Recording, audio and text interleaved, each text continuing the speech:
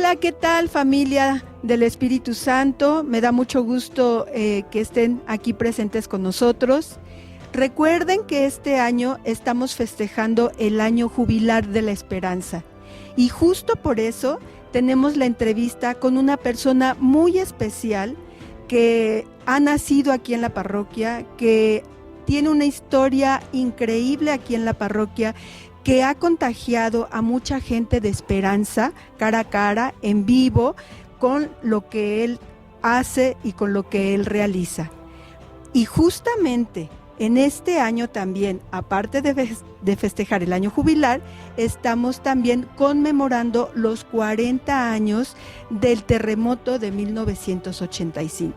Pero bueno, ¿quieren saber quién es esta gran persona? Pues miren, su nombre es Luis Gerardo Reyes. Él es cofundador de Los Topos 9, Hospital Juárez Base Parroquia. Bienvenido, Luis Gerardo, nos da mucho gusto tenerte por aquí y pues nos gustaría que te presentaras, que nos dijeras cuál es tu nombre, en dónde naciste, quiénes son tus papás, antes del 85, cómo era tu vida. Muy bien, buenas tardes, muchas gracias por la invitación. Mi nombre es Luis Gerardo Reyes Martínez, nací aquí en la Ciudad de México, soy oriundo de la colonia Unidad Modelo, desde que nací espero llegar hasta el último día de mi vida, siendo parte de la Unidad Modelo. Soy parroquiano del Espíritu Santo, fui bautizado, hice mi primera comunión también aquí en la parroquia del Espíritu Santo. Mis padres, José Luis Reyes y Rosa María Martínez, también eran parte del grupo de oración de aquí del Espíritu Santo, y antes que ellos, mi abuelo, don Luis Reyes Álvarez, era parte de la comunidad de oración, de los grupos de oración de aquí de la parroquia del Espíritu Santo. Ah, mira qué bien. Oye, y me gustaría saber cómo era tu vida antes del 85. ¿Tú a qué te dedicabas? ¿Qué era para ti antes de 1985? Antes del terremoto de 1985, pues era un niño como todos, travieso, jugador. Jugábamos mucho aquí en la colonia. Todo el mundo nos conoce o nos conocía, hablamos de generaciones hacia arriba, porque éramos los latosos de esa época. Todo el grupo de amigos pues formábamos parte de los scouts, que también estaban aquí en la colonia, de los grupos de catecismo, incluso veníamos aquí a la iglesia, entonces había un nexo muy grande con la iglesia, así es. Y como todo muchacho con inquietudes, con ambiciones. De hecho, antes del terremoto 85, yo estaba esperando mi respuesta de la UNAM para entrar a la preparatoria, y puse traviesamente, y habiéndole pedido permiso al padre Alfredo Güemes, le pedí que si podía poner como dirección, mi dirección, el de aquí de la parroquia. Y bueno, ya con posterioridad comentaré que el día 28 de octubre me llegó aquí mi confirmación de ingreso a la universidad. Ah, mira, qué bien. Bueno, pues mira, qué gusto conocerte y que aparte la parroquia tenga como este punto de partida de Luis, ¿no? Que inicia aquí en la parroquia, y ahorita vamos a empezar a platicar sobre, ahora sí, qué pasó en el 85. Síganos. Muy bien, Luis, pues me gustaría que nos compartieras a todos los de la parroquia. Primero, antes que nada, ¿cómo viviste el temblor del 85? ¿En dónde estabas? ¿Qué edad tenías tú? ¿Qué te pasó? Bien, bueno, como lo referí hace rato, estaba esperando yo los resultados para la admisión a la UNAM, entonces estaba prácticamente descansando, dicho de alguna forma, aunque era entre semana. Estaba recién despertándome, de hecho, y fue que comenzó el sismo. Fue algo muy impresionante porque en realidad nadie habíamos vivido algo similar antes en la ciudad, ¿no? Y bueno, yo creo que ni en el país, sí, y en las generaciones. Sin embargo, bueno, fue algo impactante. Al ver desde la parte de arriba del edificio, se alcanzaba a notar como si hubieran bombardeado la ciudad. Se veían como columnas de polvo, y era lo que veíamos hacia el centro de la ciudad, tomando como referencia el edificio del SCOP, que era, en aquel entonces era de los altos y se alcanzaba a percibir. Claro. Bueno, pues posterior a ello, sí lo quiero referenciar, ese día fue el cumpleaños de mi abuelita materna, el 19 de septiembre. Ella vivía en Castilla y Xola, en la colonia Álamos. Entonces nos desprendimos, la familia, nos fuimos directamente a atenderla a ella para ver cómo se encontraba. Y en la esquina de Castilla y Xola se cayó un edificio sobre otros 2 edificios y una casa particular. Al oír nosotros los gritos de desesperación, los gritos de auxilio de las personas, y al percatarnos que todavía estaba bajando la columna de polvo, pues los muchachos de esa colonia empezamos a ayudar a rescatar personas dentro del edificio. Ya. De alguna forma yo me desprendí de mi familia. Ellos se vinieron de nueva cuenta para acá, para la Modelo, se trajeron a mi abuelita porque su casa quedó muy afectada, la trajeron para acá a la unidad Modelo.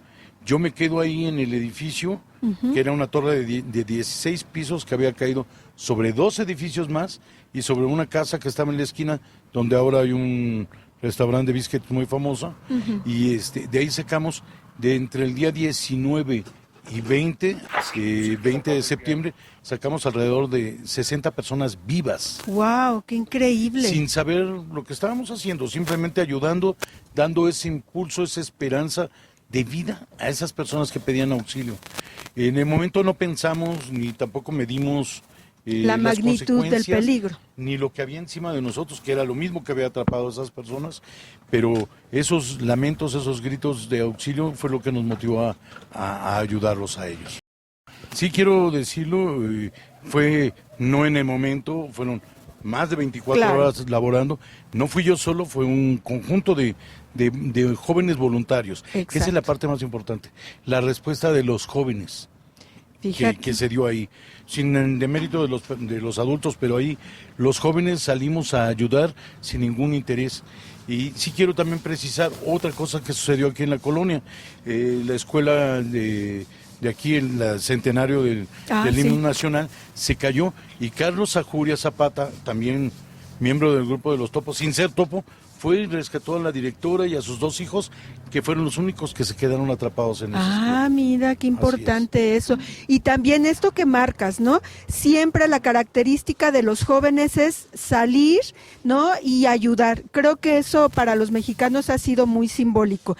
Pero ahora queremos que nos platiques cómo fue la relación ya haciendo esa acción de esperanza para los demás, junto con varios jóvenes, que se relaciona con la Parroquia del Espíritu Santo. Entonces, vamos ahora a platicar esa parte, que nos las puedas compartir. Ok. Ese mismo día 20 de septiembre, cuando fue el segundo sismo, ya estando yo aquí en la colonia, porque esa necesidad de familia o de sentir qué estaba sucediendo con ellos, me trajo de regreso aquí a la colonia. Cuando llego aquí a la colonia, pues sucede el segundo sismo. Y los muchachos de aquí de la colonia, en vez de estar despavoridos o asustados, dijimos, vamos a hacer algo, vamos a trabajar, vamos a unirnos para ayudar a la gente. Entonces comenzamos aquí en Zapata y La Viga, ¿sí? Sobre esta calle hacia La Viga. Ahí nos empezamos a reunir puros varones a trabajar para hacer un centro de acopio. Después nos dimos cuenta que, como instalaron radios de banda civil, había una emisión que se decía Base Parroquia. Entonces decidimos trasladarnos de allá y nos venimos precisamente aquí. Aquí mira. Ya estaba instalado un grupo de miembros de la parroquia, que eran tanto del grupo del coro como catequistas y algunos chicos que estaban en el catecismo, que ya empezaron a hacer acopio de alimentos, medicamentos y demás. El padre Alfredo Güemes fue quien nos dio la oportunidad de establecernos aquí. El centro de acopio estaba comandado por Magali Espadas, Rebeca Merino y Edna Ramírez Martínez. Ellas eran las que estaban al cargo de organizar.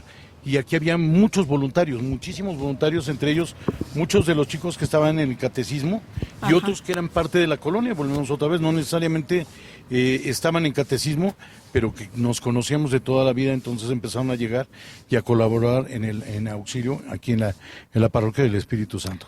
Mira, qué importante, ¿no? Cómo es que se junta tanto los integrantes de aquí, los jóvenes que en ese momento estaban en la Parroquia del Espíritu Santo, así como todos los vecinos, ¿no? Esto marca también un paso, un parteaguas para toda la labor que se hizo en esos días tan complicados del terremoto del 85.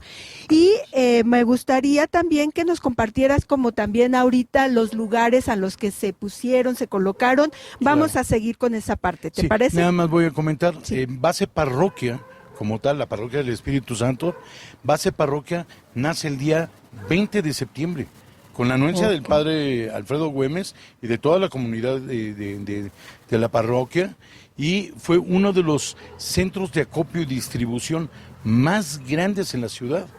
Mira qué importante. Aparentemente no se vio, porque no buscábamos cámaras, no buscamos de alguna forma publicidad, pero a nivel de la gente que colaboró a nivel ciudad, nosotros teníamos el centro de acopio más grande, distribuíamos incluso nosotros a Base Ibero.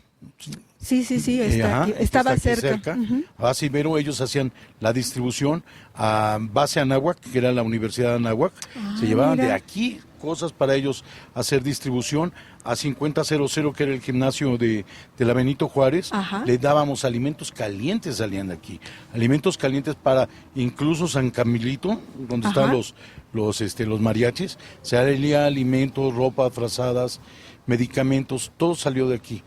Realmente fue muy grande la participación de la Parroquia del Espíritu Santo en 1985. Wow. Miren, como estas cosas no las conocíamos, la verdad es que para mí me enriquece mucho conocer esta parte de la base que viene a abrir esta ayuda, ¿no? Y que muchos lugares, como lo que decías de la Ibero y de la Anáhuac, se apoyaron aquí para ir y distribuir alimentos, comida, medicina y muchas cosas más. Bueno, pues vamos a seguir entonces con la otra parte. Muy bien, Luis, pues yo creo que un punto muy importante en este acontecimiento tan fatal que se vivió en el 85 y que ahora que nos compartían, con que estaban aquí y que apoyaban los jóvenes, los de catecismo, que habían 3 personas que eran como las bases, ¿no?, que coordinaban aquí. ¿Cómo fue que se desarrolló la logística?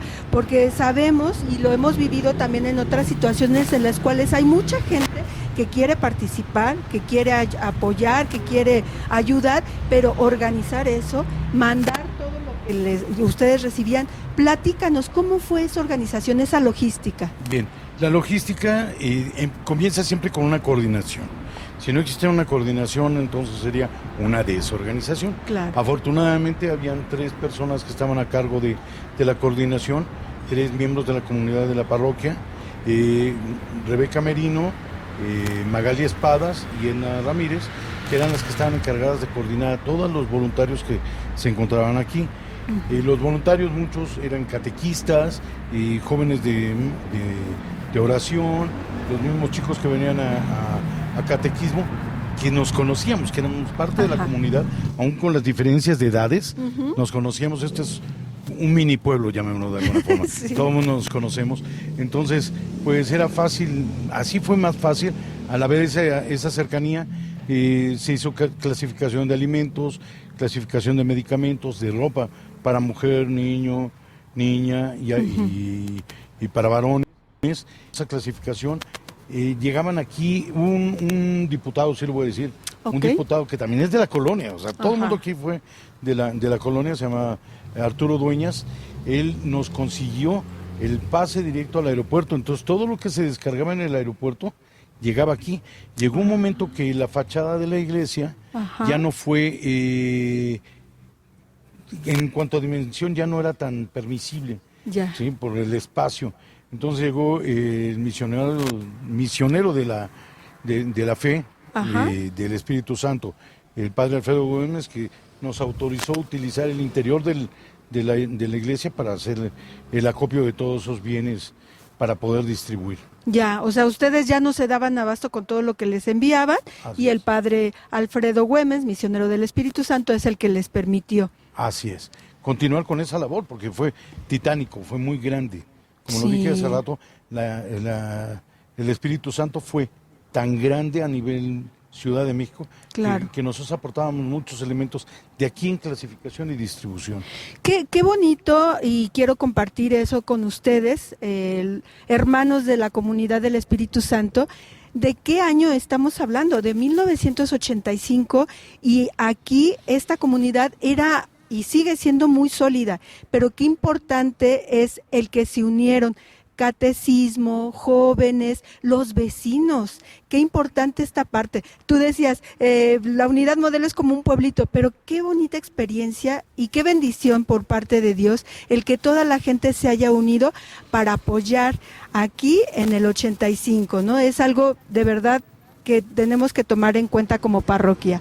Qué bien. ¿Algo más que quieras agregar de esa logística? Antes de continuar, hay que decir, en esa logística, en esa distribución que se hizo, uno puede decir 1 o 2 días, fueron muchos días, pero los primeros días fue titánico.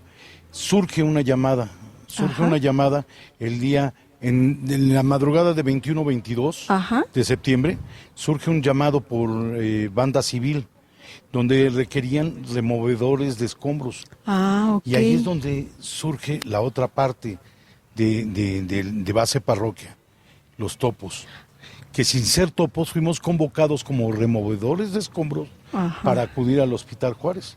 Entonces ya interviene otra parte muy importante de la comunidad, porque ya vienen los varones grandes. Yo tenía 17 años, entonces los más grandes, 25, 30, y en ese inter, pues empezamos a reunirnos aquí para poder ir a apoyar en nombre de la comunidad, en nombre de la colonia, en nombre del Espíritu Santo, ir al Hospital Juárez a ayudar. Mira, qué importante esto que tú marcas, ¿no? Y que da como esta apertura a la iniciación, podría yo decirlo así, la creación de los topos, porque no solamente ya era distribuir los alimentos, sino ya también ir a ayudar en los escombros, a sacar gente, ¿no? Así es. Entonces nuestra intervención como removedores de escombros fue muy breve en realidad, porque dada la naturaleza del desastre, dada la naturaleza del edificio donde nos convocaron, que fue el Hospital Juárez, no podíamos quedarnos con las manos cruzadas. Claro. Volvemos a hablar de la esperanza, y que nosotros somos un medio. Quiero decirlo desde ahorita, nosotros no rescatamos a la gente, fuimos el medio para que a través de esa esperanza pudieran obtener vida. Claro. O prolongarles la vida de alguna u otra forma.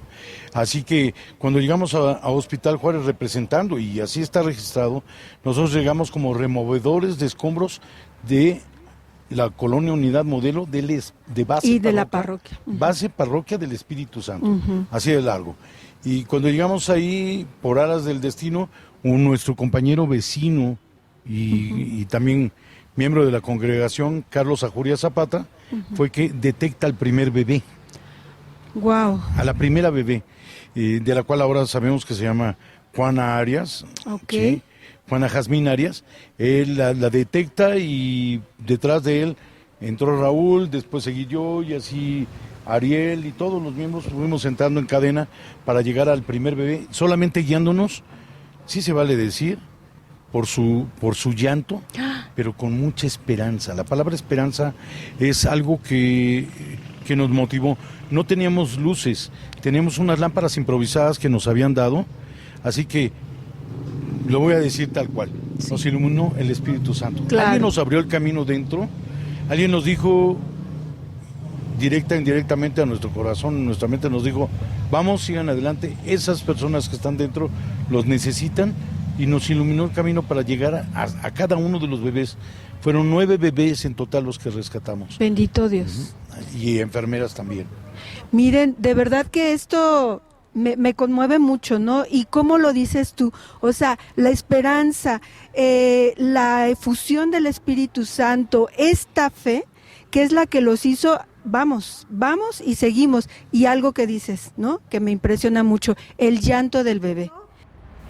Muy bien, bueno, pues retomando un poquito lo que hemos platicado con Luis, él nos comentaba acerca pues ya de la logística, de cómo fue la distribución de los alimentos, pero ahora Luis, me gustaría que nos compartieras mucho acerca de ese llamado que les hicieron ya en el Hospital Juárez, de aquí de base parroquia, para ir a rescatar gente en el Hospital Juárez. O sea, ahí entre los escombros ustedes estuvieron trabajando. Platícanos acerca de eso. Bien, voy a retomar un poquito. A las 3 de la mañana del día 21 de septiembre, para amanecer el 22, hubo una convocatoria por vía de Radio Banda Civil, en la cual solicitaban removedores de escombros. Y el llamado fue directo, porque no fue un abierto al público. Ajá. Dijeron, atento base parroquia, solicitamos removedores de escombros. Así, literal. Okay. Entonces aquí hubo un movimiento frenético. ¿Por qué? Porque bueno, empezamos a convocar a las personas mayores de la colonia, a los jóvenes más grandes. Empezamos a formar el grupo, nos fuimos con botas, palas, picos, etcétera. No teníamos otros elementos más que lo básico para ayudar. Nos mandaron un camión de la Ruta 100, aquel entonces, llegó aquí a recogernos y nos llevó al Hospital Juárez. Cuando ingresamos al Hospital Juárez, como lo dije, íbamos como removedores de escombros.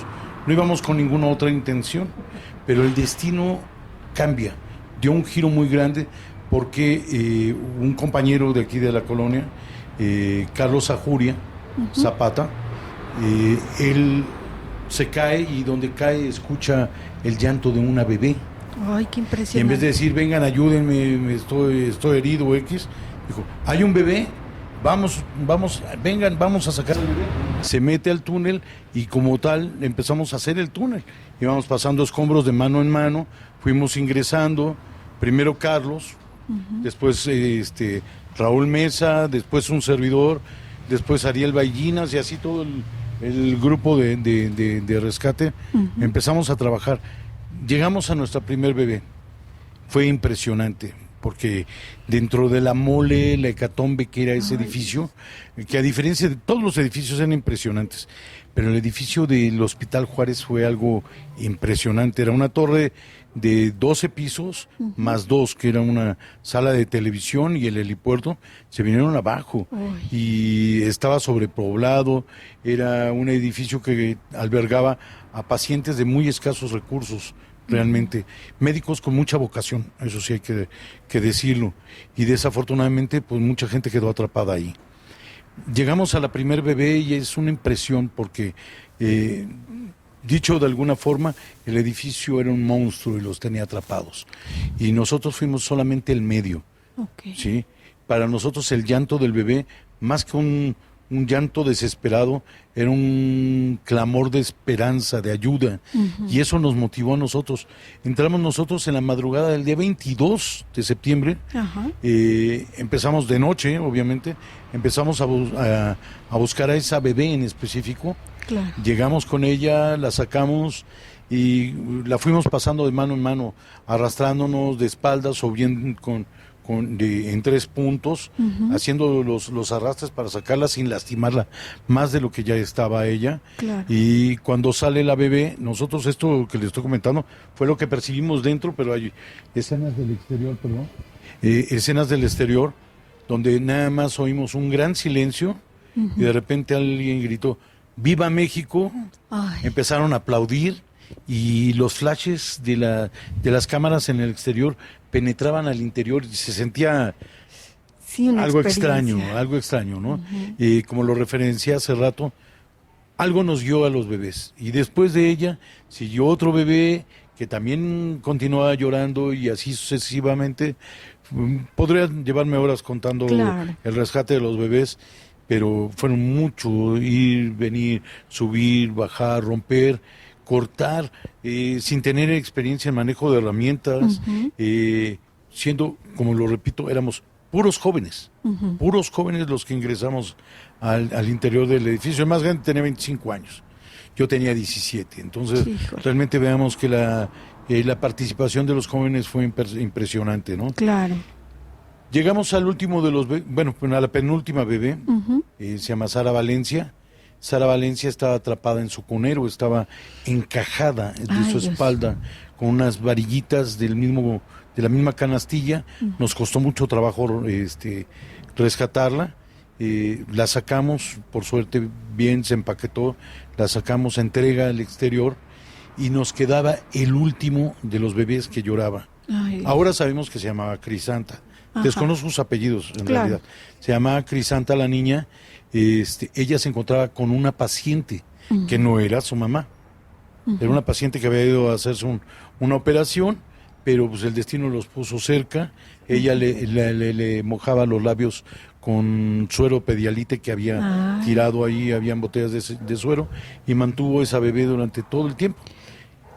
El día 27 de septiembre, y recuerdo, entramos nosotros el 22, Ajá. y el día 27 nosotros seguíamos dentro del edificio, sacamos a Crisanta y sacamos a Lupita Rubalcaba, que era la paciente. Ok. Desafortunadamente Lupita Rubalcaba vivió solamente 6 meses más, no soportó el que le amputaran sus piernas. La bebé Crisanta falleció 2 días después en el Hospital Central Militar, pero gracias a Lupita Rubalcaba logramos sacar a otras enfermeras que se encontraban unos pisos más arriba, en otra área del mismo edificio. Sacamos a las enfermeras que hacían falta del hospital.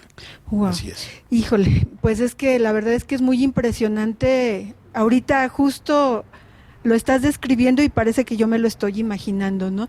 Pero algo muy importante que quiero remarcar mucho en estas experiencias que nos te estás platicando, y principalmente con los bebés, una, cómo el llanto del bebé los llevó y los guió hacia ellos, ¿no? O sea, es como ese llamado, yo lo puedo ver también como el llamado de Dios, Así y es. que es la fuerza del Espíritu Santo la que les permitió llegar y encontrarse con esos bebés. Justo ahorita estamos aquí en este lugar de la parroquia, y aquí junto a la Virgen que tenemos este letrero que dice: yo soy la resurrección y la vida. Y aquí lo enmarco mucho porque es parte de lo que vivieron, junto con esta esperanza que llevaban a la gente cuando los veías salir con los bebés vivos. Aquí está, ¿no? La vida y la resurrección de estos bebés que a lo mejor duraron 8 días, porque prácticamente del 19 al 27 más o menos, unos 8 días que estuvieron ahí vivos, pero que los lograron sacar ustedes, y que bueno, pues ya no pudieron sobrevivir por todas las situaciones tal vez de consecuencias físicas que tenían, pero aquí está la resurrección y aquí está la esperanza, ¿no? Así es. Así es. Gracias a Dios, los bebés que rescatamos nosotros, salvo la última bebé, hoy ya van a cumplir 40 años, son personas de bien, tuvieron esa esperanza.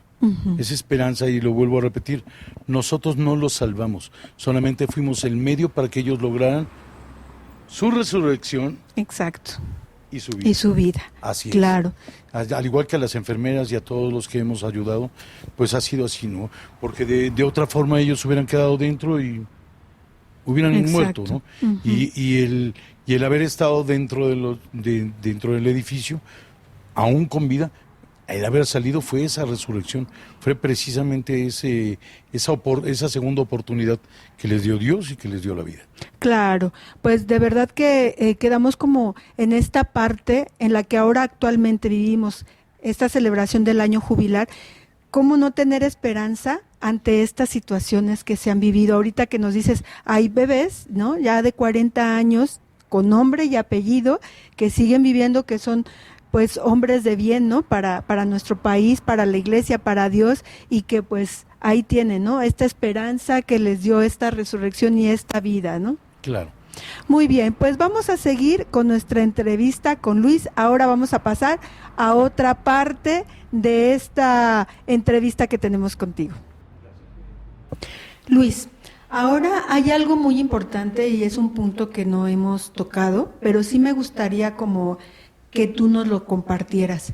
Ya vimos esta parte, ¿no? De aquí en la parroquia, cómo es que empezó a surgir toda esta parte de la logística.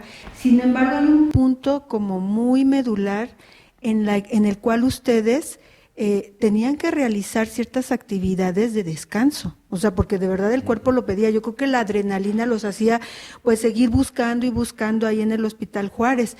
Pero ¿en qué momento comían ustedes? ¿Habían turnos? ¿Dónde dormían? ¿Dónde se cambiaban? Pues hasta las necesidades básicas, ¿no? ¿Qué nos puedes compartir de esto? Porque digo, 8 días, creo que no podían haber estado sin descansar un momento, que claro que el miedo al temblor, a que volviera a temblar, pues nos daba, ¿no? Así como el no poder dormir, ¿no? Pero ustedes con esta labor que hacían, que sí era muy desgastante, ¿cómo es que le hacían? Muy bien, bueno, como lo referí cuando llegamos a Hospital Juárez, fue llegar y empezar a trabajar, nos convertimos en los hombres topo.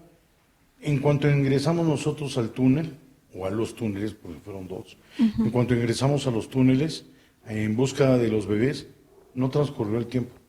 Para nosotros, entramos de noche y cuando salimos, el día 27, también era de noche.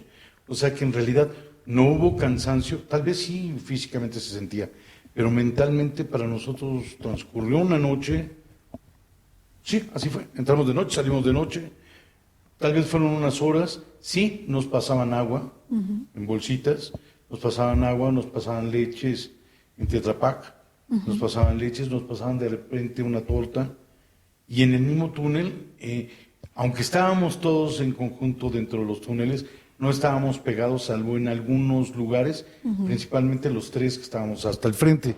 Los 3 que estábamos hasta el frente éramos los que teníamos un contacto más directo de labor, los demás estaban en la cadena.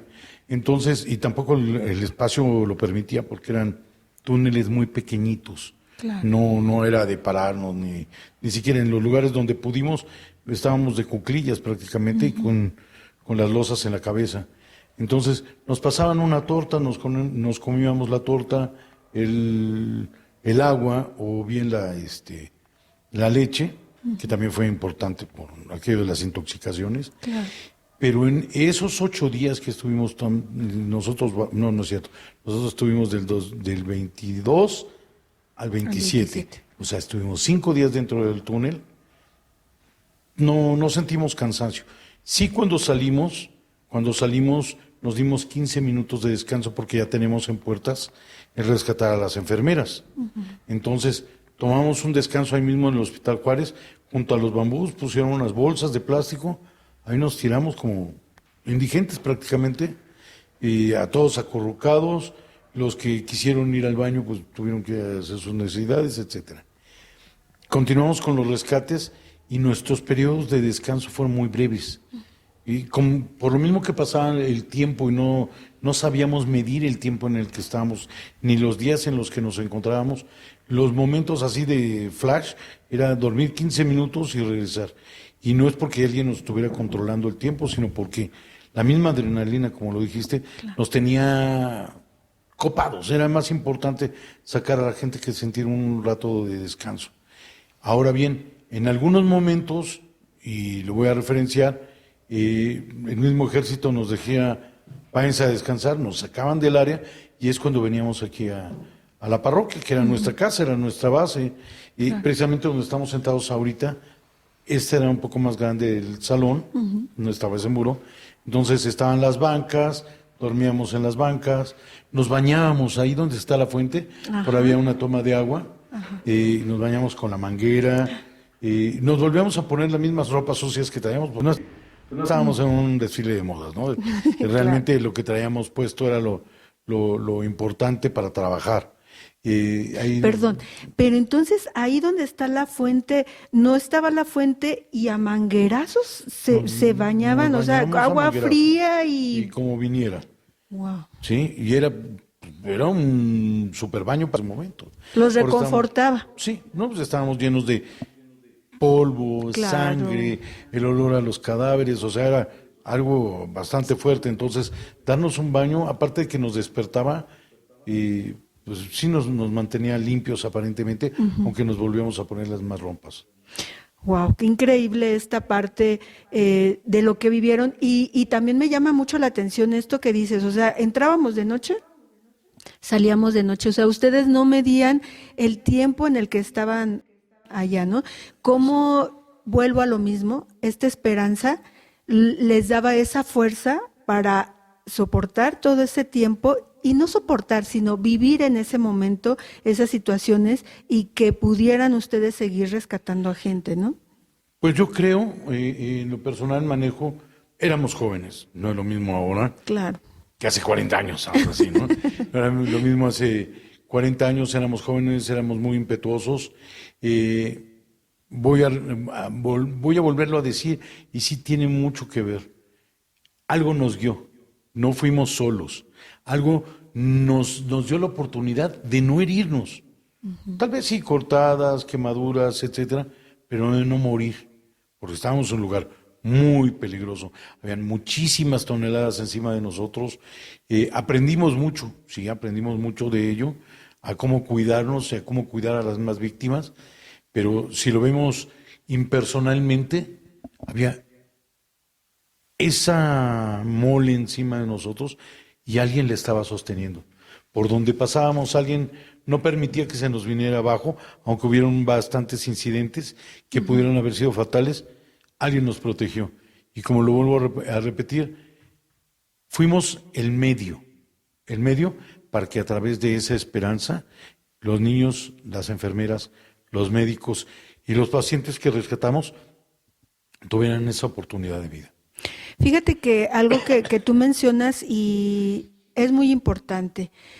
Cuando se es joven, a veces no medimos ni el peligro en el que nos podemos enfrentar. Y esa juventud de ese momento también es lo que les dio la fuerza y el ímpetu para ir adelante, ¿no? A rescatar a las personas. Pero también dices, algo era lo que nos sostenía. Y yo digo, ese alguien era el Espíritu Santo, ¿no? Definitivamente. Era el Espíritu Santo el que les dio la fuerza, la valentía, todas estas ganas y toda esta vocación, porque a final de cuentas creo que todo esto se ha convertido en una vocación para ustedes, el estar en esta parte de rescatar gente. Y en este momento que estamos hablando del rescate de las personas, me gustaría que nos compartieras esa experiencia, esa sensación, esa vivencia que tú tuviste del primer rescate que junto con todos los demás jóvenes, de tener a ese bebé en los brazos o de la enfermera que rescataron. ¿Qué había en tu corazón? ¿Cuál fue tu experiencia? Bueno, voy a hacer un breve del primer día, que no fue Hospital Juárez, sino fue Xole Castilla. En ese momento, vamos, dentro del ímpetu de ir a ayudar, uno se ciega, no conoce, no sabe. Y me preguntabas hace rato, ¿quién era yo? Yo era un niño como cualquier otro, que tenía temores, que tenía ambiciones y demás. Dentro de eso muchos temores y todos, cuando somos niños le tenemos miedo a los fantasmas, Claro. y miedo a los muertos, y miedo a muchas cosas, miedos inherentes a cualquier ser común. ¿Sí? Cuando llega ese momento en el que te enfrentas a tu primer cadáver, tomas una decisión. Yo hoy, ya como adulto, lo manejo y lo repito también a la gente que le doy pláticas. Es una decisión de 3 vías. 1, te vuelves loco. 2, te acobardas y sales corriendo. Y la número 3 es, te fajas los pantalones y te enfrentas a la vida. Y yo creo que para mí, en lo personal, esa fue la decisión más importante, ¿no? Haber tomado y enfrentado los miedos y continuar. Afortunadamente, digo desafortunado por la persona que había fallecido, que fue mi primer muerto en mi vida, ¿sí? Desafortunadamente para él, pero por él llegué a una niña de 4 años que enseguida de él, a unos 5 o 6 metros adentro del edificio, fue mi primer persona rescatada. Y lo puedo decir, es impresionante ver de nueva cuenta que dentro de algo tan oscuro, de algo tan bizarro, porque no lo vamos a manejar eso. Los escenarios que podemos ver en películas pues son películas, pero ya ver la realidad es totalmente diferente. Y ver ahí unos ojitos de una niña que no hablaba y no lloraba, ella sí no hablaba ni lloraba. Tenía miedo, pues fueron minutos, tenía minutos de haberse caído el edificio. Y tomarla en los brazos y salvarle sus piernas, salvarle sus brazos, tomarla y arrastrar, bueno, nosotros llamamos arrastre, pero es extraerla del edificio. Es una sensación impresionante. Sí. Y si a eso nos trasladamos, que en ese edificio, bueno, muchos más personas, adultos, señoras, niños, compañeros incluso de mi secundaria, porque yo tomaba la secundaria por allá, que me tocó incluso rescatar, y chicas de servicio, de las que trabajaban en ese mismo edificio, Es muy bonito encontrarse con esas situaciones y posterior a ello llegar a los bebés, creo yo y así lo siento, que cuando tuvimos por primera vez a la primer bebé y a todos los demás bebés, que fue particular, cada rescate de ellos fue diferente, cada uno de ellos venía con heridas diferentes, con llanto diferente, con desesperaciones distintas. Cada que tocábamos y sentíamos a un bebé que habíamos rescatado, era un algo como si nos recargaba, primero nos recargaba el ánimo, Claro. ¿sí? Porque decíamos, gracias a eso, no estoy cansado y voy a continuar. Pero al mismo tiempo ver unas cosas tan pequeñitas y tenerlas en las manos y sentir que ya cuando, antes de llegar a ellos estaban llorando, ya cuando los tuviste en tus brazos, dejaron de llorar. Ay, Es algo impresionante. Yo ya lo viví posteriormente cuando fui papá, pero en condiciones totalmente diferentes. exacto. Pero se siente exactamente lo mismo, ¿no? Ver a alguien tan diminuto, tan frágil y tenerlo en tus brazos es una impresión muy grande, ¿no? Una impresión muy grande. Ahorita que dices eso del llanto de los bebés y tenerlos aquí, yo diría en el pecho, ¿no? Porque literal, ¿no? Era así tenerlos y que ellos dejaran de llorar. Era como sentir, pienso, por parte de los bebés ese calor humano, ¿no? Y decir, ya estoy en un lugar seguro, ¿no? Estoy con alguien muy seguro. Y yo lo veo así, Luis, como ese papel de Dios Padre, ¿no? Así es. Que te rescata, te toma en el pecho, ¿no? Te da esa esperanza de, pues estás conmigo, ¿no? Aquí estás, aquí Claro. estoy yo, o sea, ya terminó ese llanto porque yo ya te rescaté, ¿no? Entonces, así es como yo lo relaciono con esa experiencia, ¿no? De hecho, así fue, y repetirlo 9 veces, con 9 bebés diferentes, fue algo impresionante. Incluso con el número 10 que no tuvo la fortuna de continuar con vida, yo creo que fue, y lo voy a referenciar, como Carlos, Raúl y un servidor, éramos los punteros, eran los que íbamos adelante. Cuando llegamos al bebé número 10 fue llorar, y ahí como seres humanos que somos, porque al final de Claro. cuentas somos carne y hueso y sentimientos y etcétera, en ese momento nos quebramos a llorar. No queríamos soltarlo porque estaba muy lastimado, lloraba Sí. con una desesperación tan fuerte y de momento se le iba su respiración y veíamos las lágrimas mezcladas con tierra y sangre. Era muy impresionante, Claro. ¿no? Y aún así tener que volverlo a pasar, porque ya encontró ese calor con Carlos primero, y después con Raúl, y después conmigo. No queríamos soltarlos, queríamos salir con él, o sea, ya no Claro. lo lastimen más, vamos. Pero teníamos que hacer esa cadena humana, por lo que como estábamos trabajando los topos, ¿no? Ir sacándolo poco a poco, o sacándola a ella poco a poco, y fue muy impresionante. Fue una situación que se lleva en el corazón para toda la vida. Claro. Para toda la vida, ¿no?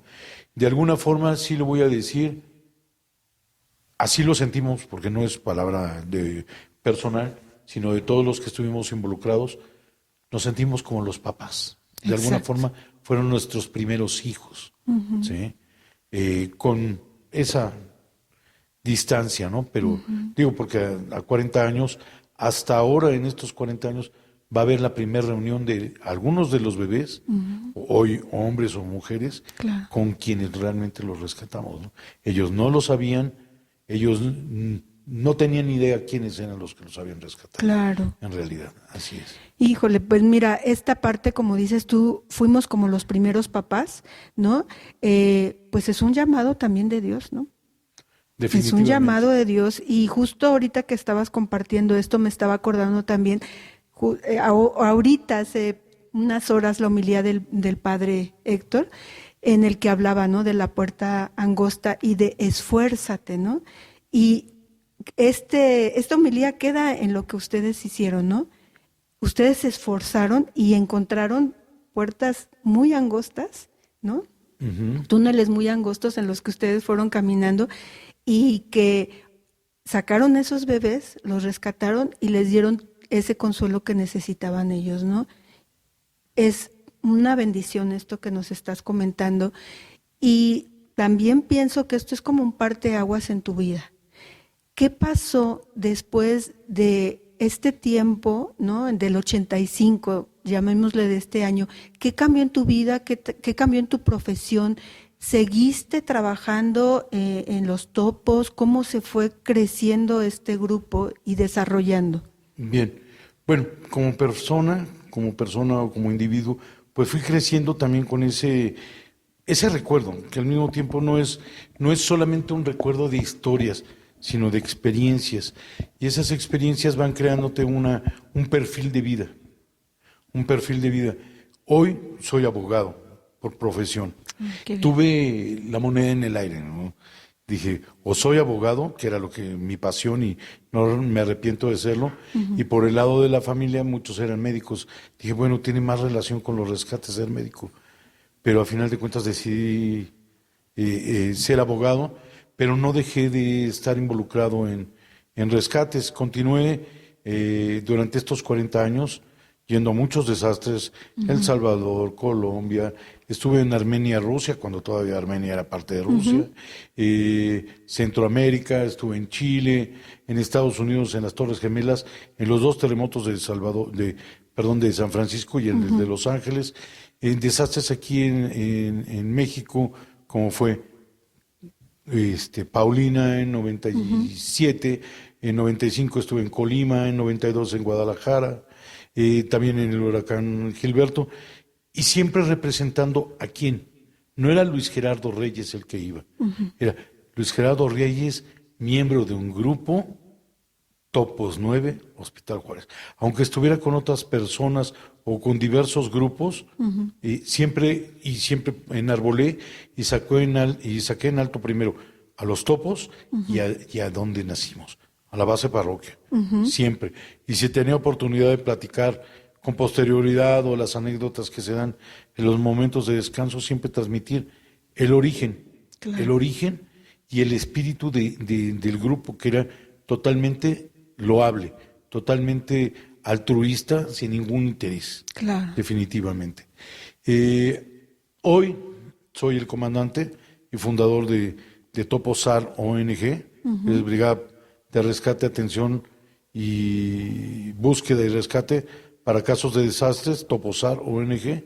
Sigue con la misma filosofía, seguimos trabajando igual, no tenemos ningún interés económico, no buscamos los medios. Sí, salimos en la televisión porque de alguna forma los Claro. medios nos toman, pero no andamos cazando medios ni fama ni gloria, sino continuamos ayudando a las personas tal como lo hicimos en un principio, desinteresadamente y siendo solamente el medio para que esas personas continúen su vida. Ya. Y nos comentas que tienes hijos. Sí, tengo 3 hijos y uno de ellos también fue pues mi bebé milagro, porque él nació prematuro, con algunas complicaciones médicas, con esperanza cero de vida algunos días adelante.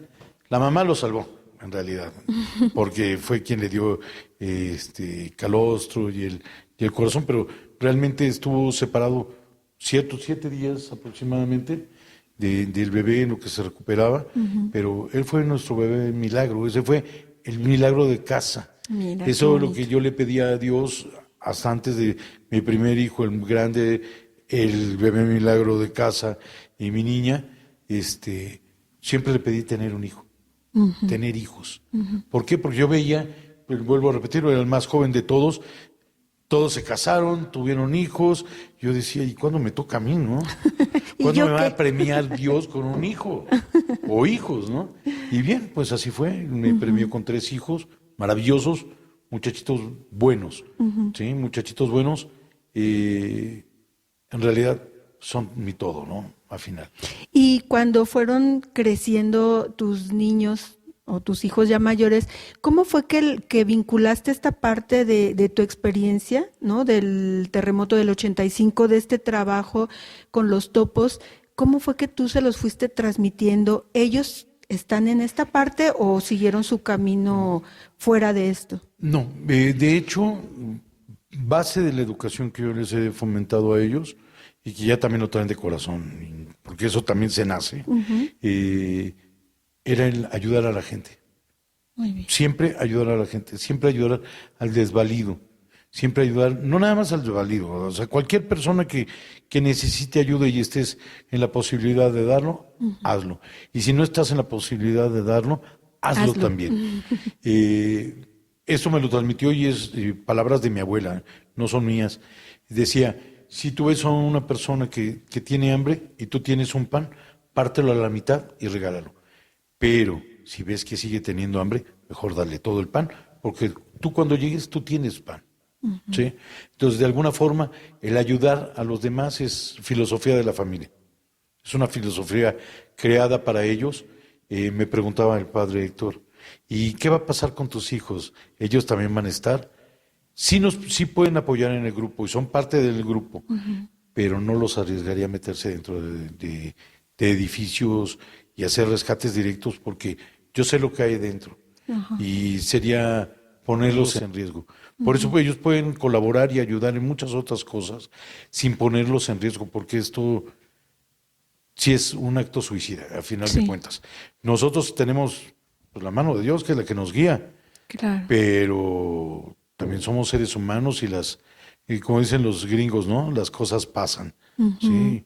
Entonces, definitivamente los accidentes suceden y no me gustaría que ninguno de mis hijos sufriera el accidente. Para eso estoy yo y todavía sigo con vida.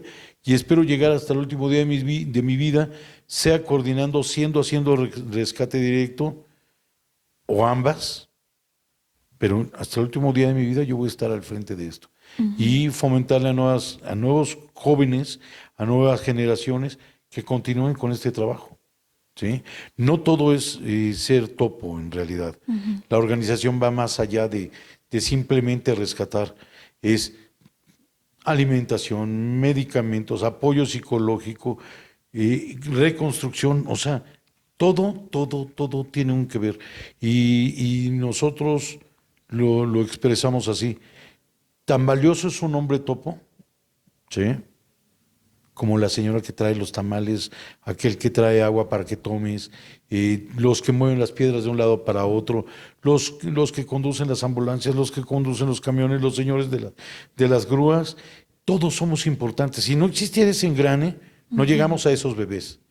O sea, no son los topos los que los Claro. rescatan, son todo ese cúmulo de la sociedad, ¿sí? Que ayuda para que eso se llegue a puerto, ¿no? Definitivamente. Lo vimos en el terremoto del 2017, perdón, 17. se volvió a repetir. ¿Y quiénes fueron los que salieron? Los jóvenes. ¿Quiénes volvieron a salir? La sociedad civil, que fue la que participó y la que hizo posible precisamente la respuesta ante el desastre. Y esperemos que los siguientes, si es que no hay, mejor, pero si llegan a ver, creo que las palabras que transmite este servidor aquí y en otros foros es ayudar.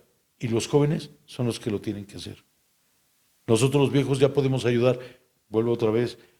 Si podemos, si tenemos la posibilidad de hacer los rescates, vamos. Te enseño, te llevo de la mano, pero si no, dejar guiarlos a hacer las cosas correctas. Claro, sí, mira qué importante y ahorita también recordaba, en el 85 eran otras como las realidades de nuestro país y que a lo mejor no había tanta tecnología, ¿no? Así es. Ahora recuerdo en el 2017, pues ya, ¿no? Las camaritas hay tantas herramientas, ¿no? Así Que es. ahora se utilizan y que facilita el rescate. Sin embargo, también veo esto que tú comentas acerca de los jóvenes y que yo considero que este trabajo que tú haces, dices, yo lo voy a seguir haciendo, ¿no? Y el engrane que tú comentas también de estas personas que llevan los alimentos, que llevan el agua y que lo hemos visto en varias situaciones que se han dado de desastres. Lo hablo ahorita yo a nivel de país, en el que la gente sale, ¿no? Y gente grande, gente joven, niños, pero que es muy importante esto de inculcar en nuestras familias, en los niños, en los jóvenes, el dar. Porque cuando tú das, de verdad que es dar con esperanza, no sabes lo que tú impactas a una persona y que a lo mejor vive sola y ya le llevaste un pan para comer, ¿no? Lo hemos visto en los hospitales, ¿no? A lo mejor una experiencia que he tenido de estar en hospital y que alguien llegue, tú estás ahí con tu paciente y que te llegue y te diga, aquí está esta torta y este café, ¡ay! queda como una bendición, ¿no? Claro. Para ti en esta parte. Y considero que esto es una vocación que llegó, te llamó el Señor, no fue una voz, fue un acontecimiento que surgió, un evento muy complicado en nuestro país, pero que de ahí surgió esta misión que tienes, ¿no? Y que siempre te ha acompañado el Espíritu Santo en esta vocación, ¿no? No sé si algo más quieras agregar en este momento, como para ir cerrando esta entrevista que tenemos contigo. Para cerrar esta entrevista, yo invito a los jóvenes de la comunidad del Espíritu Santo y de otras congregaciones a que hagan eso. La voluntad de ayudar no es el dar por dar, porque todos podemos desprendernos de algo o de mucho. De poco o mucho todo sirve. Pero aquí lo importante no es el dar por dar. Oh, yo ya cumplí mi requisito y ahí está, y pues ya cumplí, ya me voy. No, a veces ese dar va más allá. Es, lo decías, vocación de alguna forma, es entregarse a ayudar. Ayudar no quiere decir, como lo vuelvo a repetir, pues aquí está, te doy un pan y yo ya di mi parte, ¿no? Es ver realmente las necesidades de la gente, apoyar a la gente, apoyar a los que apoyan también. Exacto. Porque es muy importante, ¿no? Tal vez hay gente que no tiene o el temple o el tiempo o situaciones físicas o situaciones de psicológicas que no pueden estar al frente de muchas situaciones, pero es también dar a los que dan, dar y apoyar a los que apoyan. Hasta con una paletita, o sea, realmente a veces esa paletita da más, te alimenta más que miles de manjares, ¿no? Definitivamente. Claro. Así es. Y voy a ir a hablar un poco de Jesús, ¿no? Jesús con piedras hizo pan y también hizo pescado y convirtió el agua en vino. O sea, realmente es lo simbólico de ello es, podemos hacer con esa botella de agua que se da, con ese pedazo de pan, puedes hacer un manjar para esos que llevan 5, 6, 7 días o horas trabajando sin descansar y les va a servir mucho. Pues muchas gracias, Luis. Yo creo que también esta parte que nos has platicado es una experiencia muy enriquecedora para la parroquia, para todos los que estamos en la comunidad, y eres bienvenido aquí, esta es tu casa, y creo que Luis es un claro ejemplo del gastar y desgastar nuestra vida por amor, con amor, por el Evangelio, por Dios. Siempre, no podemos, no, él no va a llegar y va a rescatar un niño o una persona y va a decir, pues es que mira, Dios me envía. No, ya, vienen nuestras acciones, o sea, ahí es donde va esta vocación que vamos teniendo cada uno de nosotros. Muchas gracias a todos los que pues nos están escuchando. Gracias, Luis, gracias a su esposa por toda esta colaboración que han hecho. Yo creo que también esto, en este año de la esperanza, nos va a motivar a nosotros como parroquia del Espíritu Santo a dar más, a esforzarnos, a entrar por esa puerta angosta y seguir el camino que Dios nos ha llamado. Gracias otra vez nuevamente. Dios te bendiga. Que María siga cuidando a tu familia, a tu esposa, a tus hijos, y que no sea la única vez que vengas con nosotros, ¿eh? No, claro que no. Aquí te vamos a esperar con mucho gusto. Muchas gracias. Gracias. Dios te bendiga. Gracias.